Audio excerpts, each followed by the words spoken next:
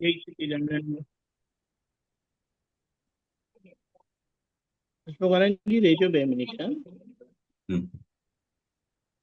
અમને કઈ જ નડે નહીં એવો અહમ કરવો નહીં. અમને કઈ જ નડે નહીં એવો અહમ કરવો નહીં. બેફામ નિડરતાથી જ્ઞાની કદી ભરતે નહીં. બેફામ નિડરતાથી જ્ઞાની કદી વર્તે નહીં. પ્રકૃતિ ને સ્વકૃતિ બેઉની છે ભિન્ન ધાર. પ્રકૃતિને સ્વકૃતિ બેઉની છે ભિન્ન ધાર. જ્ઞાન થકી ચમત્કૃતિ સ્નેહ જુએ જ્ઞાનાકાર. જ્ઞાન થકી ચમત્કૃતિ જ્ઞેય જુએ જ્ઞાનાકાર. પાછલી ભૂતાવળોના પૂરણ ગલન પર્યાયો. પાછલી ભૂતાવળોના પૂરણ ગલન પર્યાયો.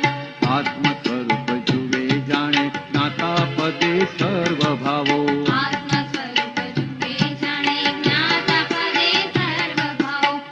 પૂર્ણ સ્વપદ સ્થૈર્યથી સત્તાધીશ આ અભેદ.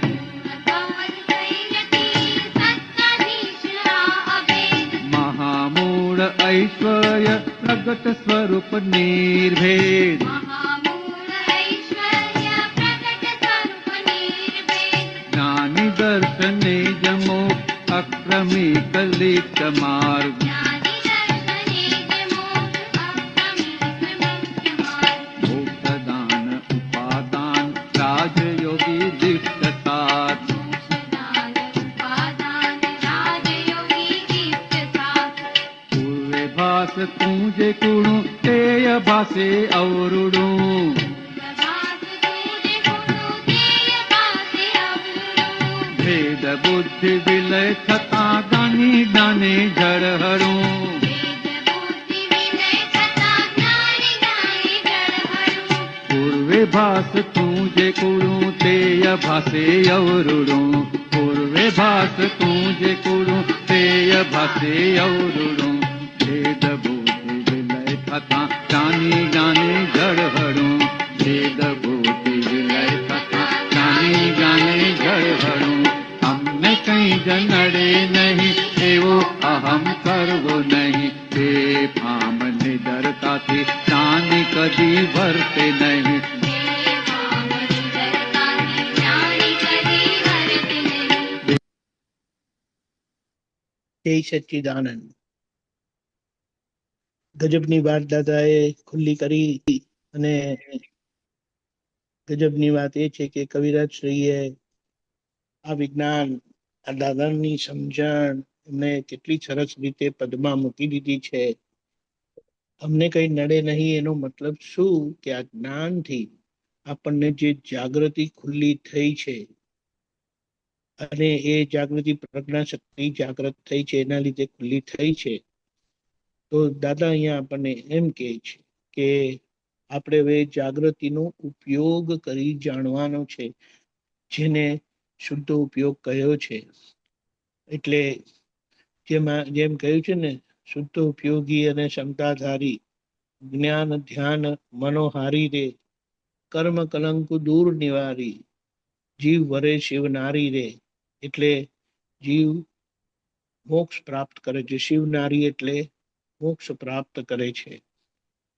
એટલે કે આપણી પ્રકૃતિ સહજ થઈને આખી પ્રકૃતિ નોર્મલ થઈ જાય. અને પ્રકૃતિ નોર્મલ થઈ, આત્મા તો નોર્મલ જ છે, આત્મા સહજ જ છે, પણ પ્રકૃતિ સહજ થઈ એટલે આપણું કામ પૂરું.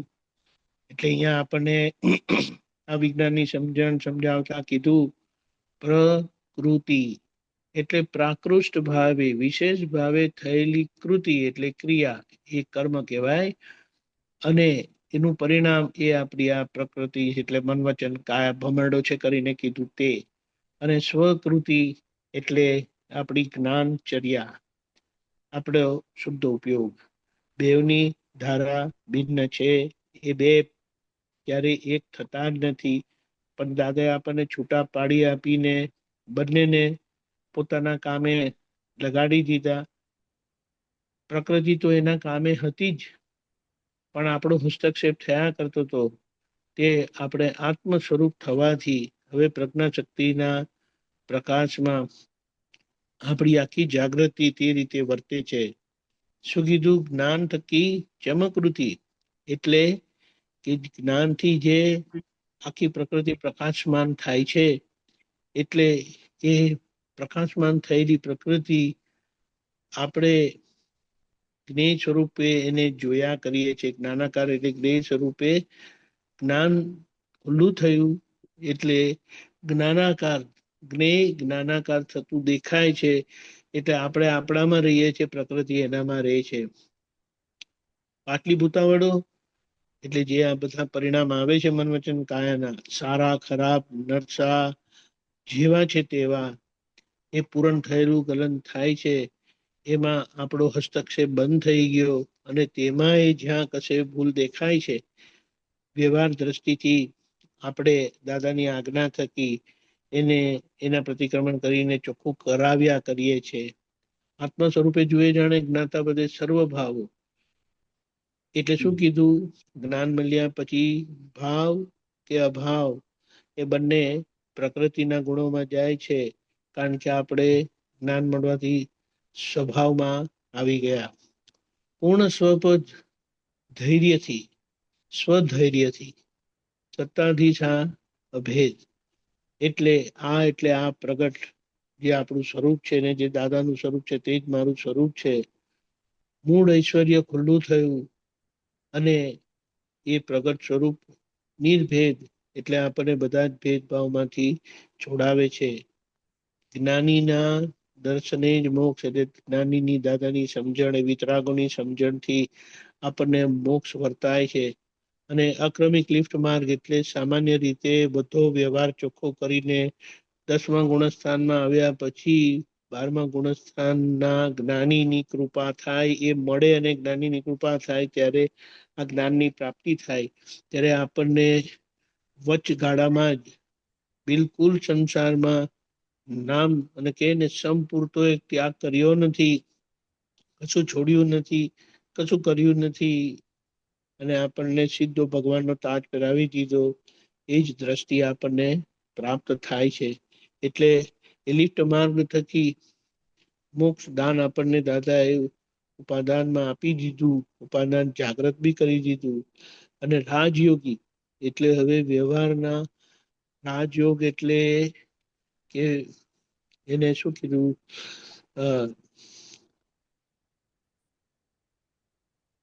ઊંચામાં ઊંચું વ્યવહાર પદ મળ્યા કરે.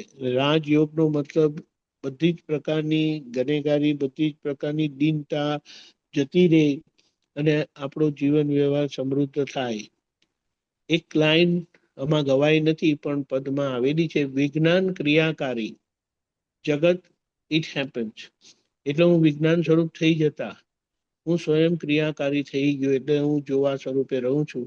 અને જગત એટલે આ મન વચન કાયા, એ હેપન્સ એટલે પૂર્વ વ્યવસ્થિતના આધારે એ ચાલ્યા કરે છે. અને એમાં કંઈ પણ થાય તો આ દાદા આપણને એનું સમાધાન આપ્યું કે આમ જ હોય, અને મૂકો બધા વેપન્સ, એટલે એને સીધું કરવાનું, સરખું કરવાનું, બાજુ પર મૂકો. એટલે હવે ગમે તેટલું પહેલાનું વાંકું હોય એટલે કૂડું હોય, પૂર્વે ભાષતું જે કૂડું તે ભાષે છે રૂડું. એટલે હવે એ સારું દેખાય છે, કારણ કે આપણે છૂટતા જઈએ છે. નહીં તો સારું હોય ને, પ્રકૃતિ સારી હોય તો સારી વાત છે, પણ એમાં ખોવાઈ જવાયું છે. અને ભેદ બુદ્ધિ વિલય થતા, એટલે ભેદ બુદ્ધિ એટલે મારું તારું તમે હું, એમ હું જ બધે. દાદા કહે છે બધે હું છું. એટલે આ વખતની ગુરુ પૂર્ણિમામાં પણ અમેરિકામાં એ લોકોએ જે ટી શર્ટ આપ્યું છે એમાં આ એકતાની વાત કરી છે. એટલે આપણે ચાહે તો આ ગુરુ પૂર્ણિમામાં આપણે એકતાના આધાર રાખીને એના પર ફોકસ કરવા જેવું છે, કારણ કે આજે જગતમાં ભેદભાવ, એક જ ભગવાનને માનનારા એટલા બધા સંપ્રદાય થઈ ગયા છે, અને સંપ્રદાયોના માણસો ઝઘડા કરે છે, ભયંકર ભેદભાવ રાખે છે. તો આ દાદાની દ્રષ્ટિ મળે દાદાનું વિજ્ઞાન મળે તો કેન્દ્રમાં વિજ્ઞાન કામ કરતું થાય તો બહારના મતભેદ બધા ટળી જાય. એટલે કીધું છેલ્લું, જ્ઞાની જ્ઞાને જળહળું. એટલે એ ભેદ બધા ટળી જાય અને બધા જ મુક્તિના માર્ગમાં, ઇફેક્ટિવ માર્ગમાં કામ કરતો મોક્ષ માર્ગ એટલે વ્યવહાર માર્ગ જે છે તે બધું કામ કરતો થાય. જય સચ્ચિદાનંદ. અશોકાનંદજી, મેં થોડું વિગતમાં કીધું. આજે પહેલો દિવસ છે, આ સેકન્ડ પાર્ટ છે પદનો. તમે જરા ફરમાવો. જય સચ્ચિદાનંદ. કારણ કે પ્રકૃતિ ને સ્વકૃતિ બેવની છે ભિન્ન ધાર. એટલે કે પ્રકૃતિ એટલે કે આ શરીર વાળો ભાગ અને સ્વકૃતિ એટલે પોતે શુદ્ધાત્મા, એ બેવ ભિન્ન છે. એ સમજણ આપણી અંદર જેટલી જેટલી પાકી થતી જશે એટલું એટલું આ જ્ઞાનનો યથાર્થ લાભ આપણને મળશે. અને એ સમજણ ક્યારે પાકી થાય તો કે એને આપણે જ્ઞાને કરીને એટલે કે સમજણ કરીને પાકું કર્યું હોય કે બેવના ગુણો બેવ અલગ અલગ, બે વસ્તુ ભેગી ક્યારે થઈ શકે તો કે બેવના ગુણો સરખા હોય તો એ ભેગી થઈ શકે, બાકી ભેગી થઈ શકે નહીં. સમજાય ને? એટલે કે પ્રકૃતિની અંદર એટલે કે આ પૂતગલની અંદર સ્પર્શ નામનો ગુણ છે અને આત્માની અંદર સ્પર્શ નામનો ગુણ છે નહીં. જો બે ગુણ ભેગા થાય, બેવમાં સ્પર્શ નામના ગુણ હોય ને તો બે વસ્તુ ભેગી થાય, પરંતુ બેવના ગુણો બેવ ભિન્ન છે તો કે એ જ સમજણ અંદર પાકી. એટલે પ્રકૃતિના ગુણો આપણે જાણીએ અને આત્માના ગુણો જાણીએ તો આ ભિન્નતા આપણને સહેજે વર્તાતી જાય એવી છે.